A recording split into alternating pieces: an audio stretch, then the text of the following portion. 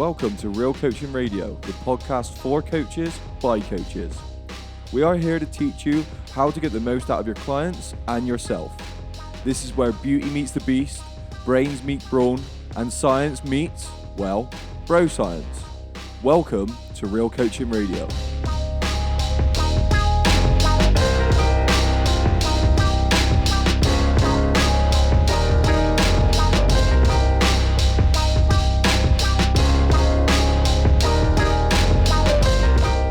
This is part 2 of the Autoregulation podcast. In this section, we talk about reps in reserve, we talk about RPE, we talk about heart rate variability. These are the things and the tools that you can implement into your training. So you can go in, do your exercises, you can use reps in reserves or RPE to judge how you're feeling on that day. Thank you once again for tuning in. Without any further ado, let's get on with the episode.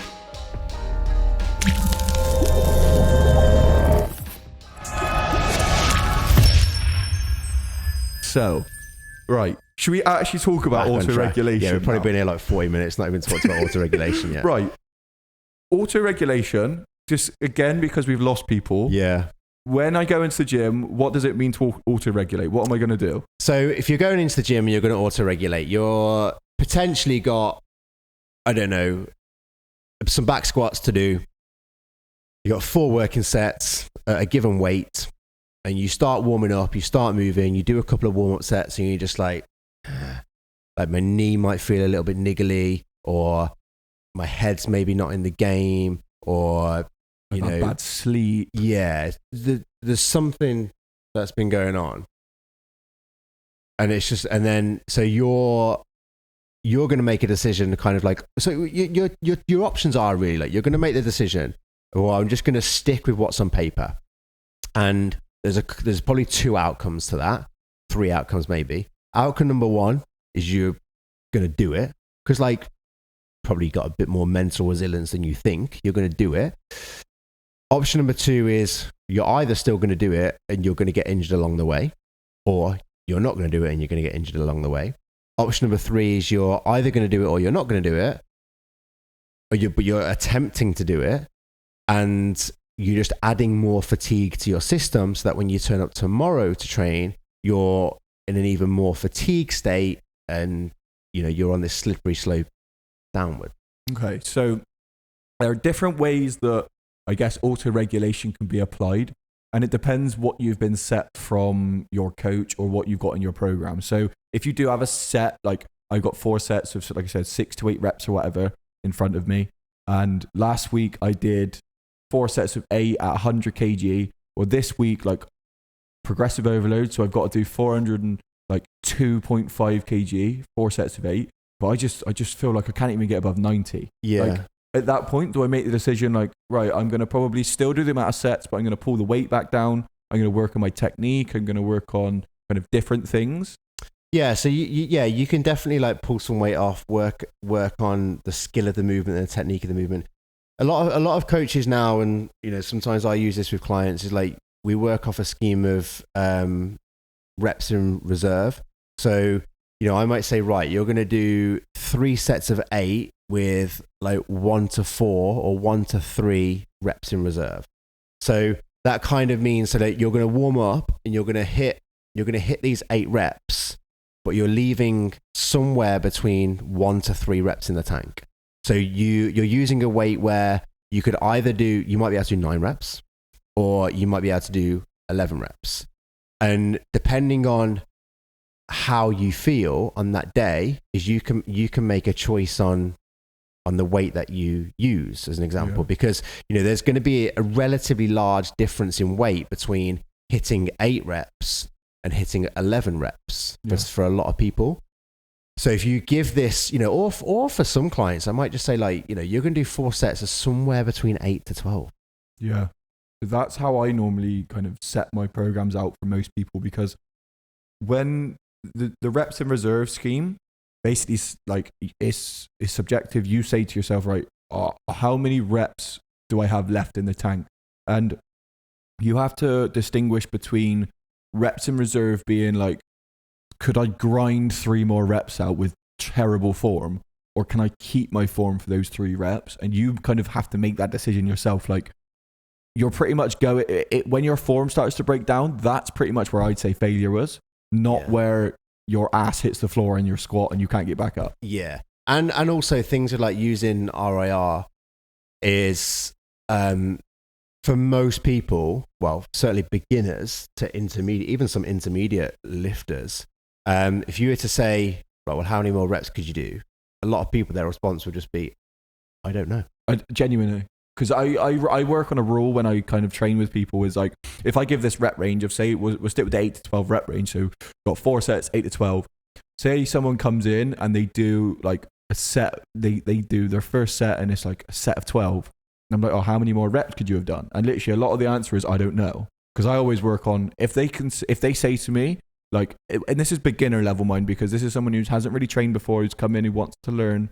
I always say 2 reps in reserve, basically. I always say they keep 2 reps in reserve. So if they do if they do like that first set at 12 and they're like, oh, I could probably get like 5 more. Sweet. We'll up the weight a little bit. If they could go, oh, I could get 1 to 2. Sweet. We'll stay at that weight. We'll just continue to go with that, what we've got. Because yes, like you still want to progressively overload your body if your goal is anything really. You want to still try and get more weight or kind of get more reps out. But there is a time and there is a place to come in and just stick with like, okay, so maybe my focus today is just going to be my form rather than anything else. Mm-hmm. Yeah. And this is, so I use autoregulation a lot with a lot of clients. The one question I always get a lot of the time is, so if I take on, let's use an example, like I take on a new individual client, start working on a one-to-one basis, remotely. So, not face-to-face, so online coaching. And I asked them, so right, do you know anything about how much weight you can lift? Like, do you know like roughly what's difficult for 10 reps? Like roughly what your 1 rep max might be? And they're just like, nah, no idea, not done it. Like, no idea. Yeah. And then I set them out on their first week of training. And let's say as an example, just like, right, we're going to back squat. And you over 4 sets, just work your way up to something that feels hard for 10. And like sometimes the response I get is like, well, what weight shall I use? How the hell do I know the answer to that? But people do need their hands held a little bit when it comes to this if they first come into it, because like they don't know. Like, and this bothers me, right? So I'm in a gym. I've coached someone. I won't name names, but I've trained someone. Probably like for a couple of months now. I turn around, they've brought their partner to the gym and they're trying to get their partner, who's a girl, to squat 40 kg. She's never come to a gym before in her life. So she's trying to back squat 40 kg. She's never back squat before, never done anything. Yeah. And at that point, I think like that is the need for coaches right there. Because if you don't know, you don't know, but like people, this is the problem with auto-regulation for beginners. Yeah. It's really difficult for them to assess what's going on with themselves, right? That's probably that's a really good point. And that's probably like the good and the bad of auto-regulation with beginners, because the bad is that they don't know how to assess it, but the good is if they're a beginner, whatever they do is going to drive some results because it's a novel stimulus, because they've never done it before. So like I get asked a lot of clients, just like, well, what weight shall I use? Just like, well, I don't really know, to be honest. And I'm going to say, to a certain extent, it probably doesn't matter. Yeah. So this is, and it depends on people's goals as well. You have to keep into mind what people are coming to you for. Because like when you come to auto-regulation, you come to this sort of stuff, like our automatic effect, like our automatic thought is like, right, I've got to help this person, like, because auto-regulation, we first think like, well, reps, sets, we've got all these things in our mind and we think, well, we've got performance, we've got to make this person perform really well, lift really heavy, but like, what is their goal of coming to you? What stage are they at? Because you need to again, meet them where they're at, but teach them what they need to know. Do you know what I mean? Like at that point, if they're turning around to you and going like, what weight do I use? Then you have to like for me, like I always go into the mode of like, right, let's explain to them where they are, because sometimes they don't even know. So I always explain to clients like, right, what we're going to do is when I say to you, do 4 sets of 8 to 12, what I want you to do is fall within that rep range. So if you come in and you grab say we're doing back squats and you back squat the bar, so you've got 20 kg on your back and you can do 12 reps, that's easy, sweet. Well, next set, put a little bit more on the bar, put a little bit more on the bar. And I don't care if for the first 3 to 4 weeks, you're still trying to figure out, right, what weight do I use within that rep range? Because if you've not done anything, and then you come in and you do 3 to 4 weeks of trying to find out, right, what's my weight for that rep range? Right, I think I finally found it on week 4. I do 40 kg for like 4 sets of 10. I've fallen within that rep range. That's perfect. Then great. And if you come in and you go, right, I'm going to try a set at, say, 45, and I only get 6 reps, right. Now I know that my gap is between 40 and 45. So I know that I have to try and get within that rep range of 8 to 12.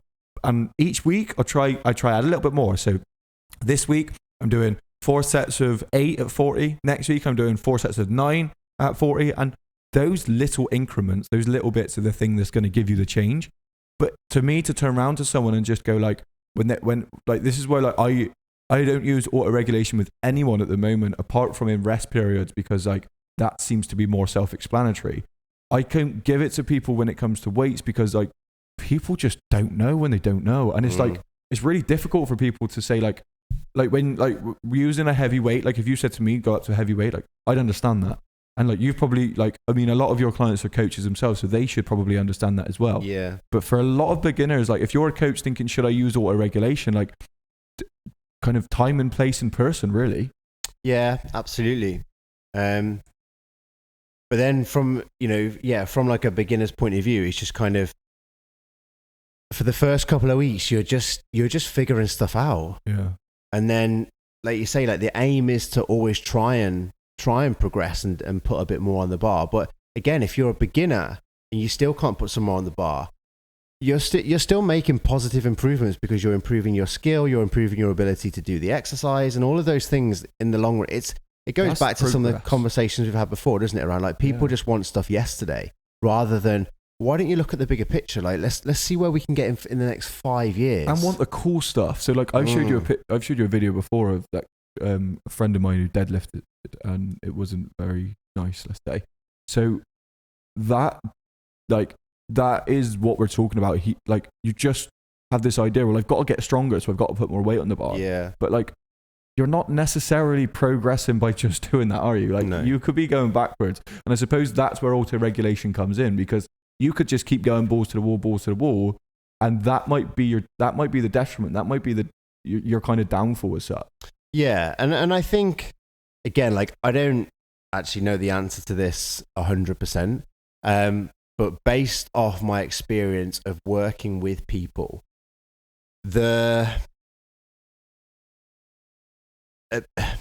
you generally got to try and appease a psychological barrier more than taking into consideration like physiological changes, if that makes sense. So what I mean by that is kind of like your muscle tissue is not going to know if you're doing a back squat or if you're doing a leg press. Like it's just going to recognize the tension that's required and the effort that's required from the muscle to be able to perform that movement. So rotating and changing exercises probably for the most part, for most people, and what I mean by that is probably a different scenario if you come into elite level powerlifters and bodybuilders. But for most of the general population, when it comes to the need for adding variety into sessions, you are appeasing a psychological barrier in terms of they get bored rather than there's any physiological need for it.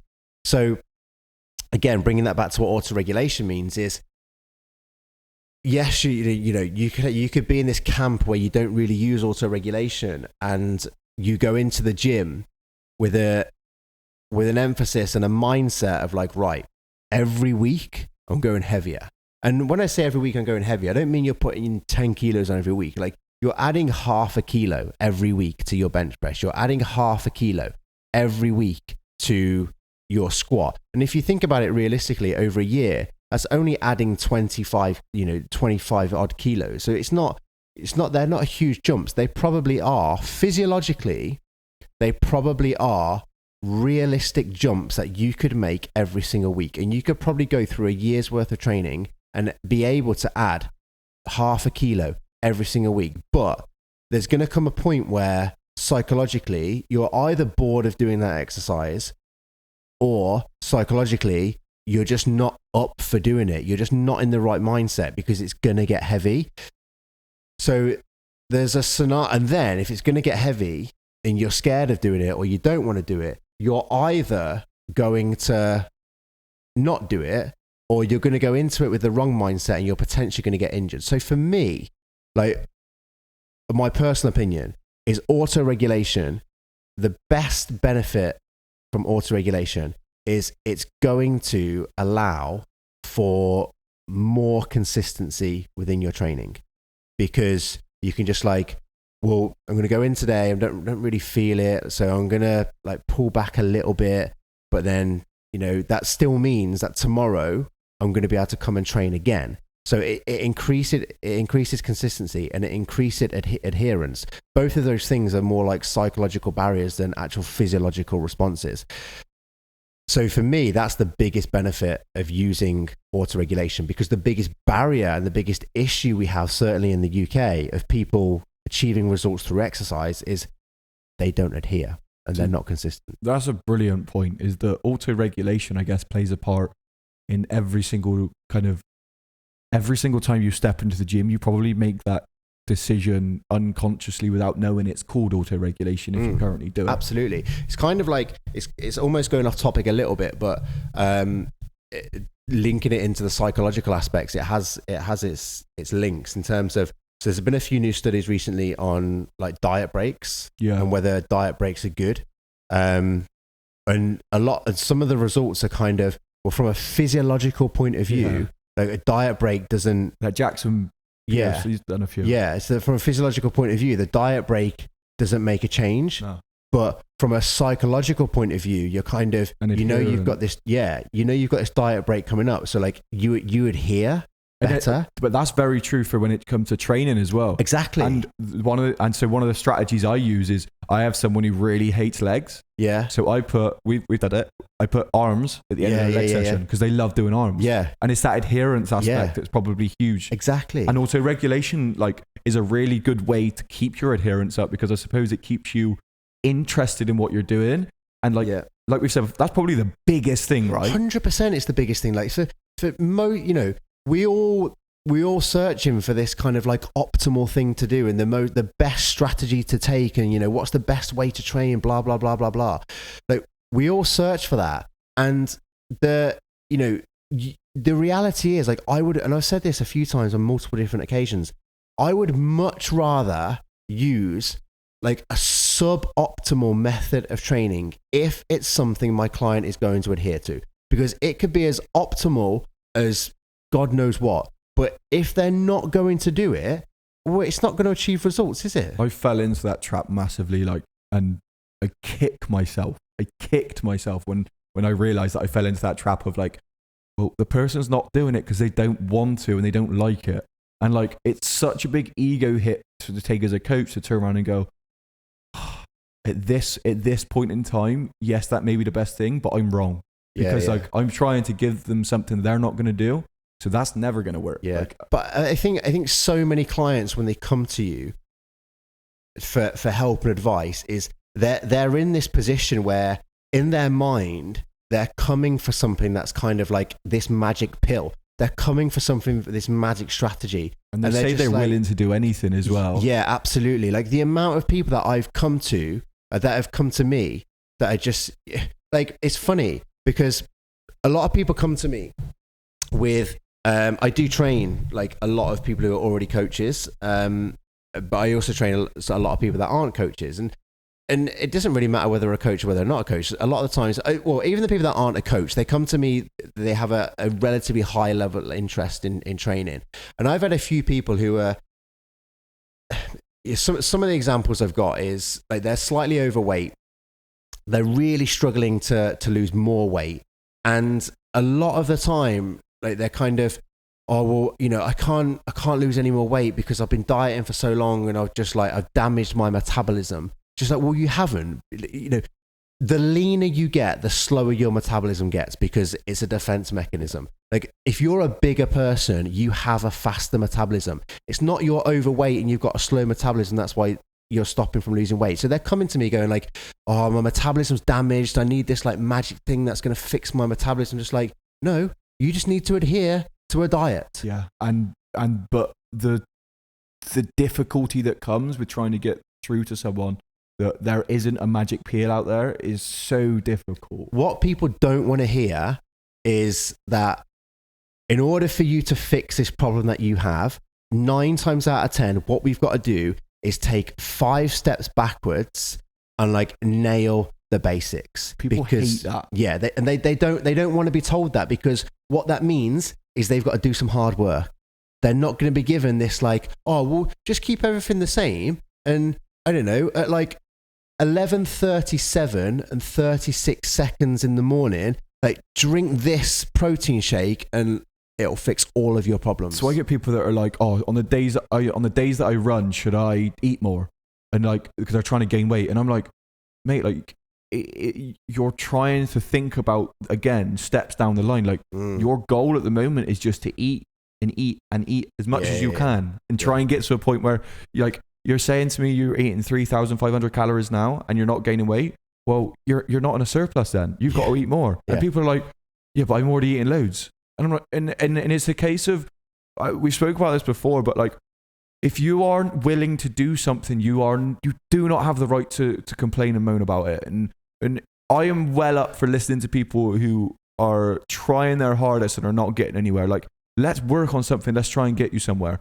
But if you are not willing to help yourself, if you are not willing to put the effort in, then again, that isn't a problem, mind. You just need to accept that. And you need to stop looking for those magic pills, because there isn't one out there. Like, I mean, you can get help with like anabolic steroids. You can get different things to help you with your fat loss. You can get like gastric bypasses, things like this. But like, ultimately, we spoke before, behaviors and the things that have led you to that place are the things that you have to kind of deal with and you have to address. Addressing the fact that you can't gain weight is probably because you don't get up early enough and you don't eat when you need to, or you don't eat enough, or you're not eating the right foods. It's nothing to do with the fact that your metabolism is broken, because everyone thinks that they are individual, and everyone thinks, well, I must be an outlier. They think they're an exception to the rule, right? You're not an exception to the rule. Like, unless you've got... I'm the person that's different to science. Do you know what I mean? Like, unless you are... Like, your metabolism's not broken. Yes, you can lose body fat. Like, you aren't someone who's just going to... You're not the only person in the world who's just going to... Every time I lose weight, it all comes from muscle. No, you're just not doing the right things. There's a social media post actually that I've got ready to go for the next couple of days. I might put it up today based off what we just said. And it literally talks about that. It's kind of like, there's a difference between, like, I can't do that and I just won't do that. Yeah. There is a massive difference. Like, you have to make your decision yourself. Like, who are you? What are you willing to do? What are you willing to sacrifice? Like, we've said it many, many times. Like, when it comes to this, like, people think that we say the word sacrifice in kind of fitness a lot, and people think like, oh, you've got to suffer to kind of get what I want. And like, a lot of times that is very much true. But is there something which you are willing to compromise with? And what I mean is, are you willing to be, not necessarily be as shredded, but like, you can still go and have a couple of beers on the weekend. You can still have a takeaway. You can have cake when it's your daughter's birthday, but you're not that shredded. Like, are you willing to live with that? Are you okay with that? And if the answer is yes, then well done. You're probably amongst the normal population of this world. Like, yeah. And like, to a certain extent, like that is a form of auto-regulation, really. Like, so I kind of adopt some of those similar strategies with myself. Like, so generally, so if some of this sort of stuff hasn't really happened because of coronavirus, but I live quite far away from any of my family, and Kate also does as well. So like, when we go and see family and stuff, like, we want to enjoy it, and generally we tend to eat a little bit differently because they're more social situations. So I kind of almost I guess it's like preparing to auto-regulate a little bit. So it's maybe like a step beyond auto-regulation, but in some ways it is auto-regulation because it's kind of like, so I know that during these days, like these periods during the week, or, take it on a Monday to Friday example, it's like Monday to Friday, my diet is like mega rigid, so that on a Sunday, it allows me on a Saturday evening, it allows me to eat slightly differently because not for any physiological reason of it's going to boost my metabolism. Like it's one meal. Like it's going to boost my metabolism. It's going to do wonderful things, whatever. Like literally because I like doing it. Yeah. Yeah. No other reason. But yeah, so auto-regulation, we are going to talk about it at some point. Probably should. Right. Reps and reserve is one thing people can use. So if you go into the gym and you decide that like every time you go in, you maybe have set something from your coach that says like 1 to 3 reps in reserve, or you may follow that rule that I've given, which is like, I just always have 2 reps in reserve and like, I don't really go to failure because a lot of times, especially if you're doing full body and frequency is quite a thing. Like if you go and nail your chest on Monday, like, and you go balls to the wall, max out on everything. And like, if you're doing full body or even doing like push-pull legs and you've got to hit chest again that week, maybe 2, like maybe 1 more time, maybe 2 more times, like you don't want your chest to be absolutely killing when it comes to that next session. Cause you've probably, like it's more of a detriment to you going into that next session being completely sore, not able to lift anything. So maybe use that rule of like 2 reps in reserve. And then another thing we have is rate of perceived effort, right? Yeah, RPE. So how do people use RPE? Is this more subjective or is this just another form? So there's a few things around RPE. So like reps in reserve was kind of created based off RPE. The RPE was first, and reps in reserve was like created off that. And reps in reserve is probably a better scheme than RPE. The reason being is like, so RPE is like, rate of perceived exertion. So essentially it was on a scale of 6 to 20 by Gunnar Borg, which is like more physiological changes and correlated to heart rate. Then got adapted to like a 1 to 10 scale. And so on a scale of 1 to 10, how hard did you find that? So the biggest issues around RPE are essentially, you say, right, on a scale of 1 to 10, how hard is it? Like some people have never been to 10, so they don't know. So it can't really give you an answer. So they're just sort of guessing. And the other thing is that if you were to say on a scale of 1 to 10, how hard is it? Generally people will think, well, they'll think back to a time where they did the hardest thing they've ever done. And then they'll relate it to that. So as an example, you do, right, you're going to do a set of 10 lateral raises, an RPE of 7, but the person that you're training is, I don't know, some like ultra distance marathon runner who's done like Marathon des Sables, like ran across the desert in blazing heat, like his feet are hanging off, like tired, hungry, and he's just like, well, when I did that was probably like a 9. So they go and hit this set of lateral raises and you're watching and just like, mate, I said like RP of 7, not complete failure. But he's comparing this set of lateral raises to this like desert marathon run that he's done. Well, that was a 9. So like, I'm going all out here. So there are there's issues around RPE. But it is. You could be the other way as well, by the way. Absolutely. Yeah. Right. Like RPE is 7 and you're like, and anything which is more than walking, like that's a 10. Yeah. Right. Yeah. Like, which is probably more common than the ultra. Yeah, going to get my dinner from the kitchen is a 10. Just like, so, Uber Eats. Yeah, anything that requires me to get off the sofa is at least a 6. So there are issues around RP, but RP, it's a very subjective measure, isn't it? Like, and it's probably more subjective than reps in reserve, because reps in reserve gives you a bit more right. So somewhere between 1 to 3 reps, there's clear definition, where it's just like, well, 7 out of 10. It's like, well, what is that? So you need to, like, if you're going to use RPE, I think a lot of people may have seen it and not known what it is through, like, there's a lot more going through the powerlifting community on Instagram at the moment. So a lot of powerlifters use RPE. So you may see them do, like, they may say like 210 kg back squat at RPE 6.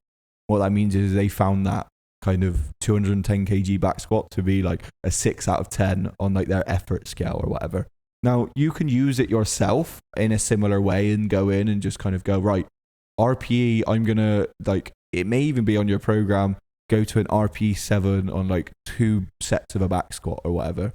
And you just stick within that rule. But you need to start to work out, like, what is my RPE? What do I find the most difficult? Because it can change for different people. Like, for me, for example, if I've got to go above 8 reps, like, I'm calling that an RPE 10.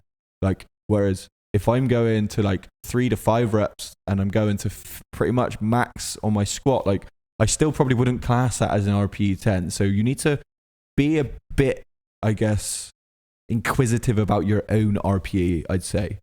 Is there anything else people can use for auto-regulation? Yeah, so there's a few other things that are, both of those are very like subjective measurements, really, to a certain extent. We can get a bit more objective and have a bit more, some figures and numbers to base off. So things like, there's something that I don't even know what this is called, but there's something that I used to use with some high performing clients that I used to train. I think I've mentioned this on another podcast. Whereas you can either get like one of those clickers that like doormen use to see how many people are in and out of a building, or you can just use a bit of pen and paper. And I used to, over a period of the first week of training, I get people to, as soon as you wake up, you set like a 10-second clock, and you're either going to put as many dots as you can on this paper in 10 seconds, or you're going to click the clicker as many times as you can in 10 seconds. And obviously you're going to then either count the dots, or the clicker's going to give you a number.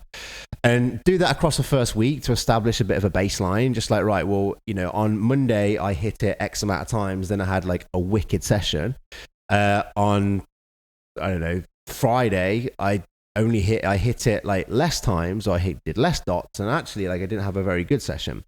So you can start to use that as a bit more of a measure of kind of like how well your nervous system is kind of, prepared to train, and how fast it's firing in terms of, if you get close to this top number, like go in and push the envelope a little bit, like train harder. If you're getting down to like low numbers, then like just pull back a little bit. And some people, like, that can be really valuable for some people, but you're talking about people that really are into their training at this point. Yeah, so like you're getting a bit more like high performance stuff. And I don't use this technique for my own training, but I know for a fact like there are days where like I come to the gym, and if I am in need of probably a bit of a deload week, or need to take my foot off the gas a little bit, I know it because like I'm warming up and I'm tripping over my own feet, like, or I'm walking into stuff, and it's just like it will become like, Bambi. Do you know what I mean? Yeah. It's like, Mark, like just go to bed. Just have a deload week. Yeah. Stop relying on caffeine. Yeah. So is there anything else? So I would say the other one that people can use, which is probably quite new for some people that might not have heard of, which is HRV. So heart rate variability. Okay. Again, like probably not got time to go into too much detail, but things like, so heart rate variability again gives you a bit more of an objective measure of how your readiness to train. So heart rate variability is essentially obviously your heart has beats, and your heart's going to beat X amount of times per minute. There you go, beatbox skills. And heart rate variability is a measure of the time between beats. So as an example, if somebody has a resting heart rate of 60 beats per minute, or you take somebody's heart rate and it's coming out at 60 beats per minute, that doesn't mean that their heart rate is definitely beating every single second. There's going to be some variability within how often their heart rate is beating. It might be 0.8 seconds, then 0.6 seconds, then 1.2 seconds. So like there's going to be variability within that.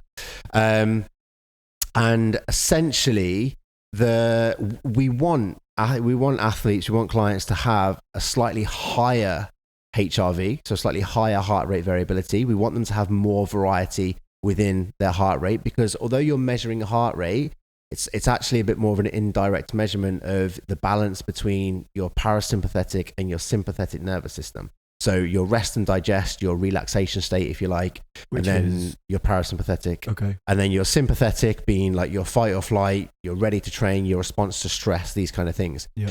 And we want quite a high variability because we want to know that the client has the ability to assess and adapt to both scenarios and both situations, and there's good balance. So as in like, you want it to be, say, there's 0.5 seconds between my first heartbeat and there's 1.2 between my second heartbeat, like that variability. Yeah, so you want like a bigger variability. Okay. Whereas if you've got like a low it's generally like an inverse relationship. So as your heart rate comes down, so people have like a lower resting heart rate as an example, you probably find that their HRV is higher. So their variability is more. Yeah. So they'll get one at 0.5 and then they'll get one at 1.5 or whatever. Yeah. Whereas if you have like a low HRV, so a low heart rate variability, your heart rate is generally higher. And if you think about it from common sense, so that makes sense. Whereas, so as an example, if across a 60 second component, so if across a minute, my resting heart rate is like 35 beats, then there's more opportunity for it to be variable. Whereas if my resting heart rate across a minute is like 120 beats, like there's less time, like, so there's less variety. And generally, if you've got this high resting heart rate, and again, even just using resting heart rate as an example could be something like, generally, if you've got a high resting heart rate, you're going to have low HRV, which generally means like if you've got a low HRV, either your sympathetic or your parasympathetic system is dominant. And usually with HRV, 9 times out of 10, it's a sympathetic side that's dominant. So you're in like constant high stress situations. And that might be like your we probably all know ourselves if we take a bit of common sense. Like if you're in a mega high stress situation at work, you had a mega stressful journey, like you've lived off crap food, you haven't had much sleep, and you're caffeined up to your eyeballs, like your heart rate is probably going to be pretty high, right? And then we got to go in and hit an RPE 10 on our back squat. So your readiness to train, although you actually think it because you're caffeined up to your eyeballs, like your readiness to train probably isn't as good as you think it is. Like, personally yourself, like if you take like a proper strong pre-workout, you actually have a pretty bad session. So it's a funny story about this. First time there's a pre-workout called Mango Missile, right? And because pre-workouts have crazy names, yeah, man. So there's the worse the name, the better the pre-workout, right? Things. So like this pre-workout's called Mango Missile, and I took that once before a training session, before I went to the gym. I think I was at the gym at like 4:45. So I took the pre-workout at like 4:30, went and did my gym session, and then like kind of didn't kick in till halfway through, and I was a bit jittery. And then I had to go to rugby training. I went to rugby training. I led down and I couldn't stop my heart beating. My face was tingling. I wanted to like tear my eyeballs out. So I literally couldn't train. So I was like, right, I can't even do rugby training anymore. Went home at 2 a.m. I was still awake. I had to smoke some weed to be able to go to sleep. It's dreadful. Yeah. So HRV is something that people could use again, but like, if you want to, like, do you know what I mean? Like, if you're not really that bothered, you can just use like more common sense, like you said before. Like common sense is probably the best way to go when it comes to auto-regulation. Just go in and just determine, like, literally, I suppose, to ask yourself the questions that we very first started with, like, how was my sleep been? Yeah. How hydrated am I? What has my stress levels been like? Like, have I just I on my forms I have like, how is your sleep been, and like how is your stress levels? Because like it's a question that people need to ask themselves. Like, am I quite stressed at the moment? Like for me as a coach, if someone comes in really stressed, yes, we may have a session planned, but like my ultimate thing is like, right, let's kind of lower it down. Let's extend the rest periods. Let's not keep them in this like high strung state almost. Well, your body's got like a finite number of resources, and if you're using those resources for other aspects in your life, then it's going to shut down your ability to use other resources. And training is going to be one of those things that gets shut down, really.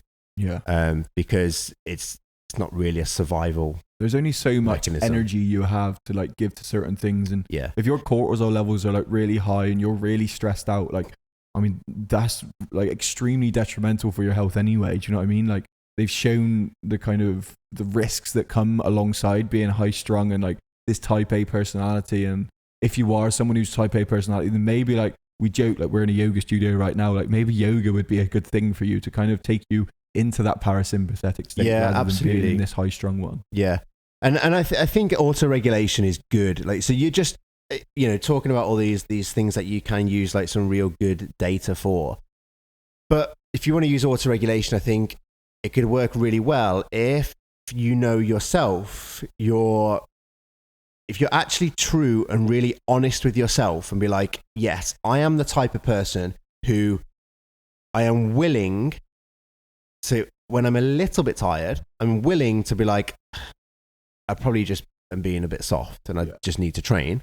Or like, I probably need to take my foot off the gas. Like if you're somebody who at the first sign of any form of struggle, like you're just backing away, auto-regulation probably isn't for you, because the reality is for people to get anywhere within health, and this is one of the reasons why I love the fitness industry, for you to be able to get anywhere and get any form of results, you have to show a level of dedication, you have to show a level of resilience, and you have to be willing, because, so anything in fitness, you can't get without hard work. And that's one of the things that I love about the industry is like, you have to put in the work to reap the rewards of this within this industry.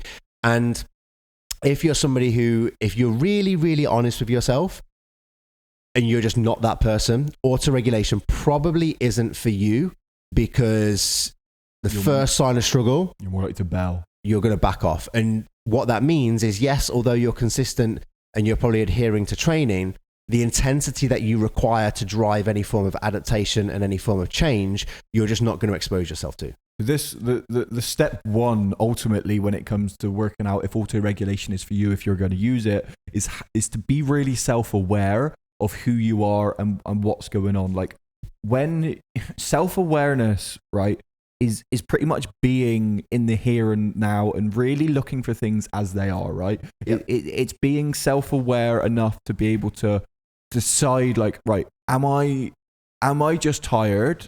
Am I just bitching out? Or is there genuinely really high stress situations going on? And you have to start to be self-aware enough to kind of make those decisions. Like, for me, self-awareness is huge, because anytime that I've tried to think, like, push past, or maybe like, I'm lucky enough that I feel I'm really, really quite self-aware. So when it comes to auto-regulation in my sessions, like when I'm doing and I fall within that rep range, I've got 4 to 6 reps to do on a bench press, like, and I get to my 4th rep and I'm like, I can't get another one. The one time that I pushed past it to think that I could, I failed. Mm-hmm. Because I'm pretty bang on the number when it comes to knowing how like my own body, how I move, and what type of person I am. So you need to first things first, work out how self-aware are you. And if you're not self-aware, this is like a really good time to start taking note of the kind of things, the things you think about who you are, and almost kind of be more honest with like yourself, and try not to kid yourself in this state, because auto-regulation is important when it comes to training, but auto-regulation and self-awareness can be applied, I guess, throughout your whole entire life, really. Absolutely. I think there's so many things that we experience in the fitness industry that has a huge amount of carryover to other aspects in people's lives. Because exercise, and if you expose yourself to exercise and training, to, in order to seriously get results in any discipline in exercise and training, in order to seriously achieve results, you have to expose yourself to a level of discomfort. So therefore, you're going to start building a level of resilience. You're going to start building a level of mental toughness as well as physical toughness. So, and those things are going to carry over in life. Like take coronavirus as an example. Like it's been hard, it's been tough for people, but I think that there are people who, if you train and you exercise and you've got this level of mental toughness, you've just got this ability to deal with stuff. Yeah. Like that happens in life. Whereas if you've like grown up in a very privileged way and you've never had to lift a single finger, you've never experienced any form of adversity whatsoever in your life, like you're probably going to get a bit of a shock the first time you have to. But that being able to determine who you are in those situations is really important. Like, I find that when it comes to training, when it comes to things like this, it does set you up in a good way for the future and for like other aspects of your life, not just your training. But the one thing is, if you're honest about where you are, training can help build some resilience to get you into being a person which maybe can deal with kind of adversity a bit better. So if you are someone who's likely to bail out at the first kind of signs of discomfort, the first time you have to like get your heart rate up a little bit, if you are someone who's going to give up at the first hurdle, like as a coach, our job's to help that person get out of that mindset. And if you are that person in that mindset, it's your job to try and work out, right, how can I get a little bit more resilient? And if that is doing the minimum but trying to just stick at it, then do that. And that is a form of auto-regulation itself. Like, I suppose auto-regulation is really important to be applied for training, but I guess auto-regulation in every single day is almost... Yeah, just like auto-regulate your life a little bit, you know? Like if you're... There are days where I'm just not really feeling it. So I'm just like, well, you know, I might just take my foot off the gas a little bit. Last night, like, for example, for me was one of those where I was so tired. Like I hadn't really done anything exerting that day or anything, and I've been working, nothing crazy. Like it wasn't a hard working day, nothing strenuous happened, but like I was like, my whole body was tired, and I was like, so 9 o'clock at night, I'm going to bed, because like I know my body needs it. So just be really self-aware of what's going on. Do you need to run to the toilet? No, I'm good. You good? Yeah. Sweet. Because I want to ask, we do auto-regulation for your sessions. Mm-hmm. And then obviously we spoke about it before, like we'll auto-regulate rest times, right? Yeah. So when it comes to your rest times, if you've got a set rest period set for you, mm-hmm. then you should follow alongside that, or should I make my own decision? Yeah. So again, like I'd probably auto-regulate it, and kind of, a lot of clients on the notes that I put to their trainer, especially if it's like more strength based, you know, their prime mover, if you like, their squat, their deadlift, whatever it might be. The notes that I might put are just like rest as needed. Yeah. So rest until you're ready to do the next set. Because actually with rest, like there is some research to suggest that if you could prescribe a certain rest period, again, it comes back to, are you this honest person? You prescribe a rest period, and if you are this honest person, just the amount of time that you naturally just give yourself is pretty much bang on the money, the amount of rest time that you should have anyway. So for most people, if they've become a bit more experienced, or they are like this honest, hardworking person, I would generally just say like rest as needed, or like rest somewhere between 2 to 3 minutes. So I give them like a bracket of rest. If they're a person, so the two opposite ends of the spectrum, where I am a bit more strict with rest periods, is if I've got a client who, like as an example, there are people who just, you know, they do a set that the set wasn't even worthwhile doing, then they chat and rest for 12 minutes, and then they do another set, like those kind of things. Like those people probably need like some more strict rest periods, because they're just there for a chin wag rather than to train. Or like I've got a couple of clients who are just like, well, I felt ready to go after 20 seconds, so I did another set. So it's kind of like, well, if you there's a question around that, just like, well, if you felt ready to go after 20 seconds, was your set really hard enough? But you know, you're either going to have people who are just going to rest too long, or not going to rest long enough. Whereas those people might need a bit more clear guidance on their rest period. So I might say, you know, rest as needed, but no longer than 3 minutes, as an example. Cool. So that's rest times. Rest times pretty straightforward, I'd say. Yeah, again, like I think it's like, it's a bit of common sense, really, isn't it? It is. And then recovery deload weeks. So these, for example, I'd probably change it depending on, I'm going to talk how I normally do it, and then you can rip it apart. So basically what I normally do is I program for people in phases. They're normally 4-week phases, depending on what phase they're going through. So if it's a hypertrophy phase, or if it's a strength phase, is dependent on whether or not I will give a recovery week after those 4 weeks. So basically what I do is like, and it depends what I'm running as well, because if you run a 5-3-1 program for someone, for example, basic strength program, when you do run that, the 4th week is a recovery week anyway. So you'd probably program that recovery week in there. If you are running a strength program, then a lot of times, like between that, for me, that 4th, 5th or 6th week will be the recovery week, depending on who they are and what type of like person they are, how long they've been training. Like there's a lot of factors that go into it. But then if I'm doing a hypertrophy phase, normally what I don't very rarely give a recovery week. What does happen is when I change phases, so I'll still switch the phase up on that 4th week. So when they go into their 5th week, they're doing new exercises, a new week of training, different rep ranges.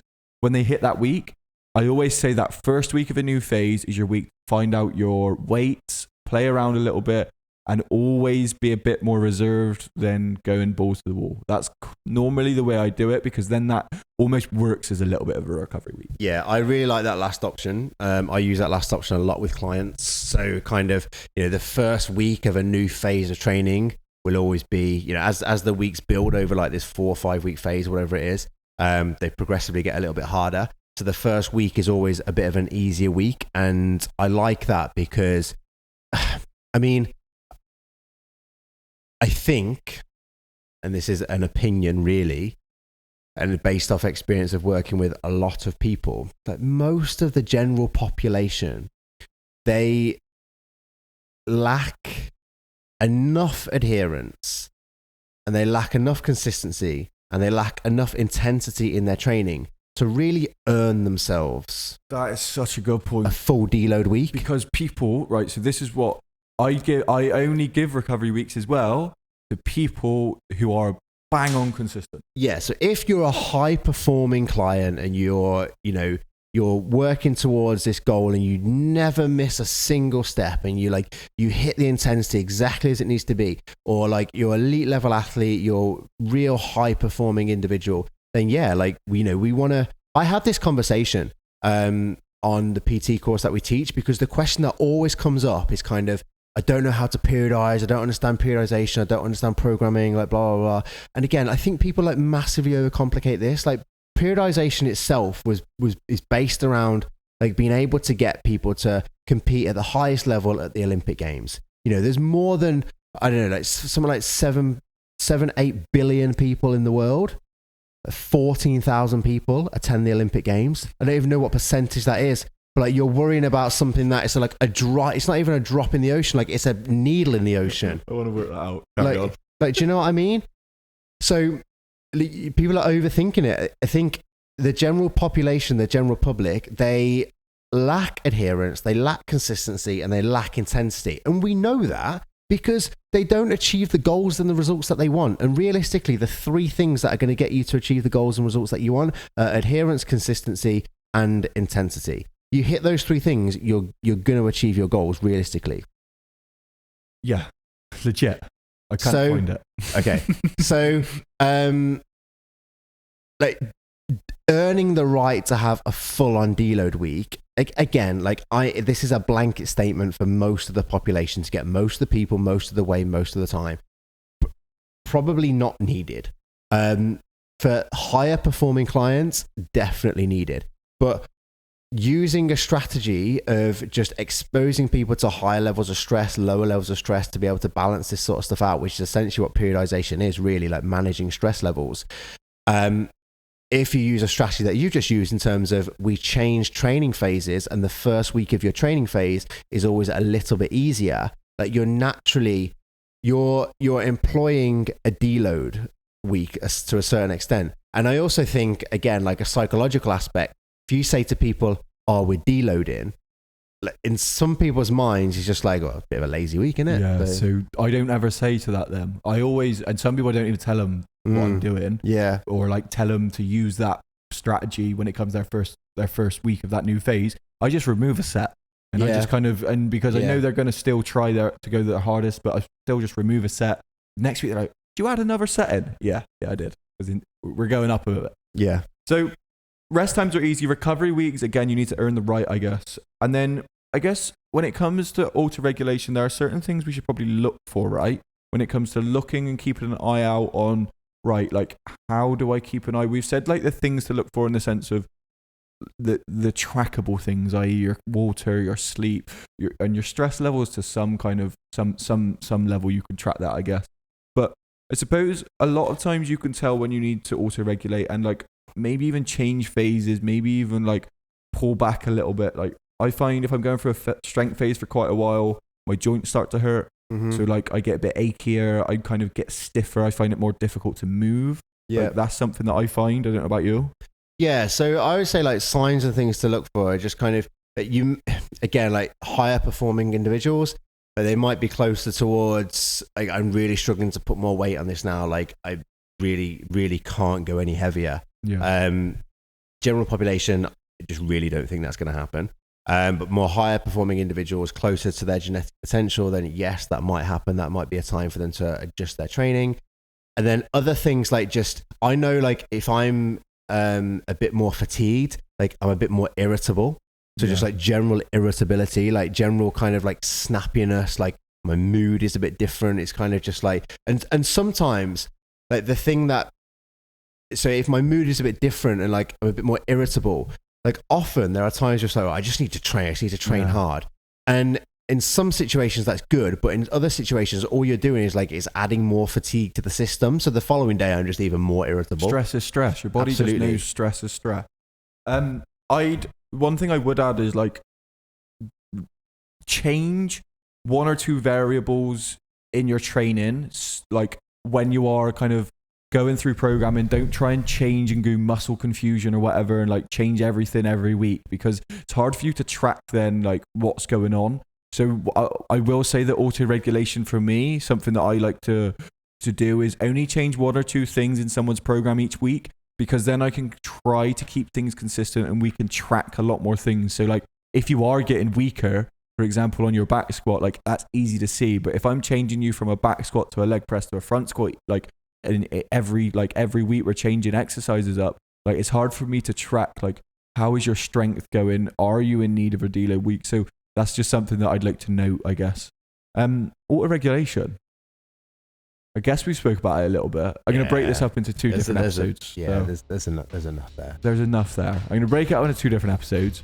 But yeah, just basically become more self-aware, I guess. Become more self-aware of like who you are and be honest with yourself of who you are. One of the hardest things I guess people can do, like this is what I said earlier, but it's way easier to change the world than it is to change yourself.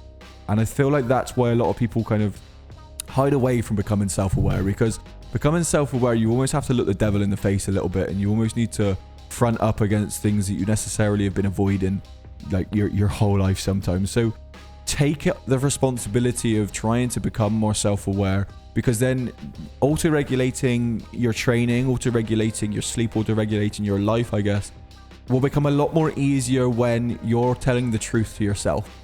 A lot of times it's difficult for coaches because our clients will sometimes tell us what they think we want to hear, not necessarily what we need to hear. And what we need to hear is the truth. So the same goes for you. Like sometimes you'll kid yourself, sometimes you'll lie to yourself. Like me, for example, yesterday saying, well, I probably could train tomorrow hard as anything. Like I woke up this morning still sleepy-eyed, like I could not train that hard. So stick out with honesty is probably the best thing I can say. So become more self-aware. Like if that is a meditation, then start to do that. Find some time. If that is just making some notes down on a day-to-day basis of how you're feeling, how tired you are, and what's going through your mind, like catching yourself when you're having conversations with people, like just being more aware of your thoughts, your feelings, and whether or not you're telling the truth to yourself. But once again, thank you so much for tuning in. This has been Real Coaching Radio.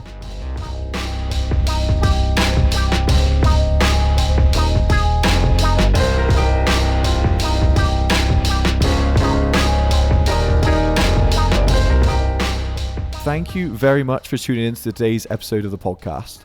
If you do want to get in touch or ask any questions, please send an email to info@realcoachingradio.co.uk. If you're interested in joining the coaching world and enhancing your education, please head to www.myptcourse.com. There are level 2, level 3 and level 4 courses there that will get you started in your fitness career.